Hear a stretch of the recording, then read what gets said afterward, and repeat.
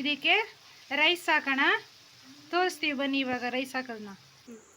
ಈ ಥರ ಒಗ್ಗರಣೆ ಹಾಕೊಬೇಕು, ಒಂದು ನಿಂಬೆಹಣ್ಣು ಹಾಕೊಬೇಕು,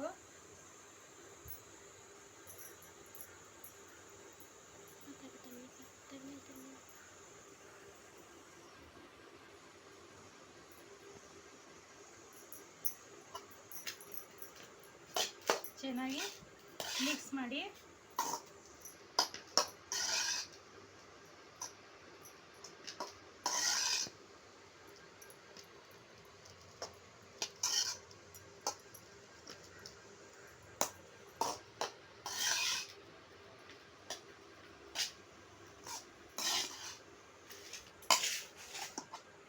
ನೋಡಿ. ಇವಾಗ ಫ್ರೈಡ್ ರೈಸ್ ಮಸಾಲ ಬಾತು ರೆಡಿಯಾಗಿದೆ. ಸಾಸ್ ಜೊತೆ ನೀವು ತಿನ್ಬೋದು. ನಮ್ಮ ಚಾನಲನ್ನು ಸಬ್ಸ್ಕ್ರೈಬ್ ಮಾಡ್ಕೊಳ್ಳಿ. Thank you for watching this video.